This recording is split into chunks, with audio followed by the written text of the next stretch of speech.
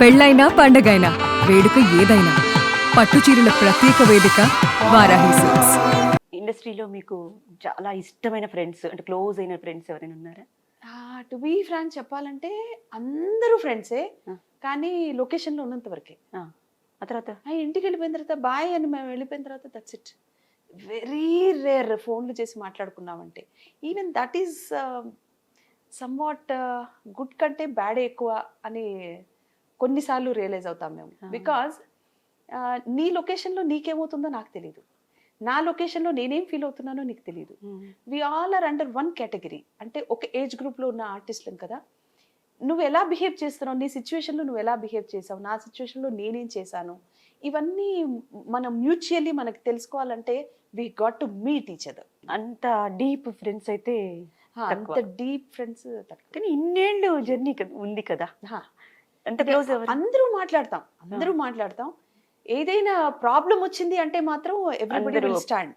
అందరూ వచ్చి నుంచి ఉంటాం, కానీ రోజు పలకరించుకోవాలి, ఏదో గెట్ టుగెదర్స్ చేసుకోవాలి, పార్టీస్ ఉంటాయి, అలా ఉండదు. నథింగ్. గెట్ టుగెదర్స్ మాకు అసలు అలాంటి టైమే ఉండదు. అచ్చా, టైమే దొరకదు. ఒకవేళ టైం దొరికినా మాకు లీజర్ టైం ఉంది అంటే పడుకుంటారా? అసలు చాలా కష్టం. డిఫాల్ట్ నాకు షూటింగ్ ఉన్నా లేకపోయినా 5 గంటలకు మెళుకు వచ్చేస్తుంది, గంట కొట్టినట్టు. అయ్యో, ఆ తర్వాత నిద్రపడి చావదు. అది డిఫాల్ట్ అయిపోయింది బాడీకి.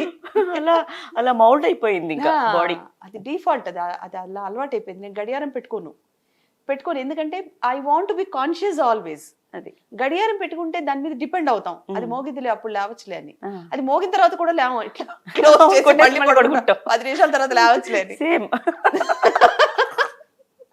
అంతే. నేను డిపెండ్ అవ్వను, నేనే లేస్తాను.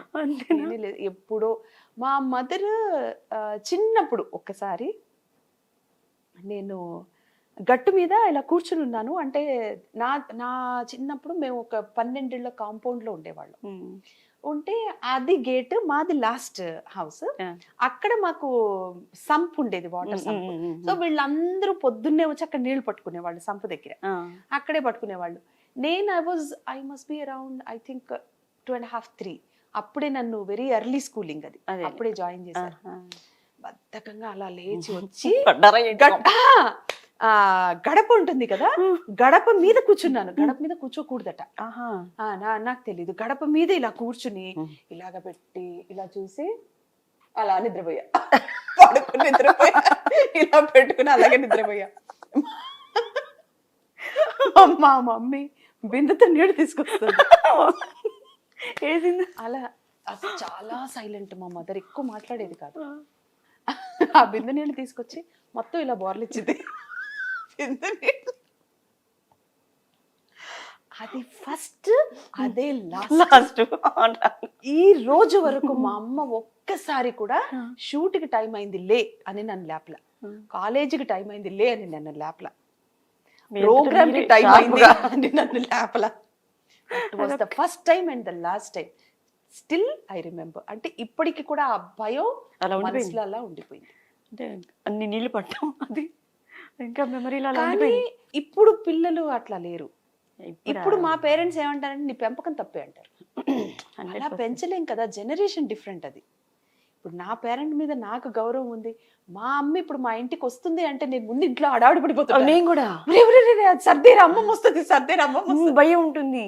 అరే నేను షూటింగ్ నుంచి ఇంటికి వస్తున్నానంటే వెళ్ళి రిలాక్స్ ఇలాగా టీవీ రిమోట్ పెట్టుకుని అలా కూర్చుంటా. అసలు వాళ్ళకి భయమే ఉండదు.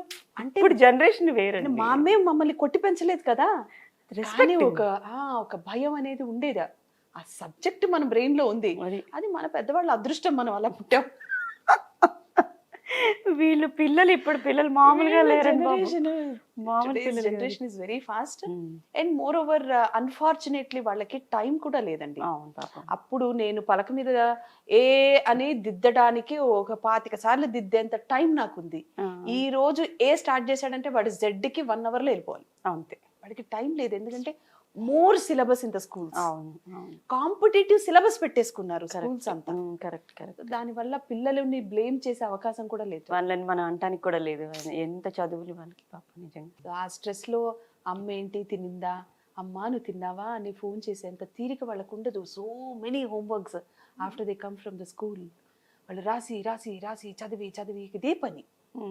వాళ్ళకి ఎక్కడ టైం ఉందండి, అసలు ఆలోచించే టైం ఎక్కడుంది? పిల్లలకి నా పెద్ద కొడుక్కి 2nd క్లాస్లో second language Hindi.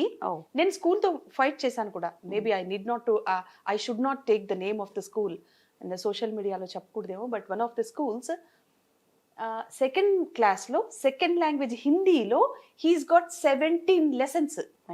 His 17th lesson was Newton law of motion. అసలు 2వ క్లాస్ పిల్లోడికి న్యూటన్ అని హిందీలో ఎలా రాయాలో వస్తుందా? కష్టం. అసలు న్యూటన్ లా ఆఫ్ మోషన్ మనం 7th లోనో 8th లోనో చదువుతాం. 2nd క్లాస్లో సెకండ్ లాంగ్వేజ్ హిందీలోనే నువ్వు న్యూటన్ లా ఆఫ్ మోషన్ పెడితే ఇంగ్లీష్లో సైన్స్లో ఏం పడతావు?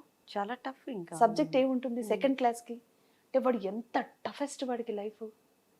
సో వాళ్ళ మీద మనం ఇంకా ఓవర్ స్ట్రెస్ వేయటానికి కూడా, నాకు ఫోన్ చేయలేదు నువ్వు, నన్ను పట్టించుకోలేదు అంటానికి కూడా లేదు. లేదు. అవును, వాళ్ళ ఇదిలోనే వాళ్ళు వెళ్ళిపోతూ ఉంటారు. వాళ్ళకి అలవాటు అయిపోతుంది. వర్కింగ్ పేరెంట్స్, మా అమ్మ నాన్న ఇద్దరు కష్టపడకపోతే మా లైఫ్ నడవదు అనేది వాడికి పుడుతూనే తెలిసిపోతుంది. అదే అదే అదే వాళ్ళు మేము కూడా పుట్టి పెరిగి పెద్దగయ్యి ఇంకేదో పెద్ద మనిషి కూడా అయిపోయింది దాకా మనకు తెలియలేదు.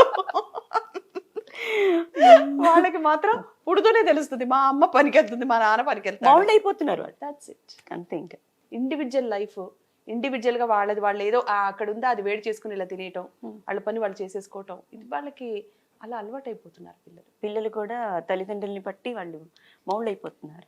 తప్పట్లేదు. చాలా అది మనము ఈ సొసైటీలో మన పిల్లలకి అది ఒక ఇండివిజువాలిటీ మనం నేర్పించినట్టే అవుతుంది. అంతే కదా. ఫోర్స్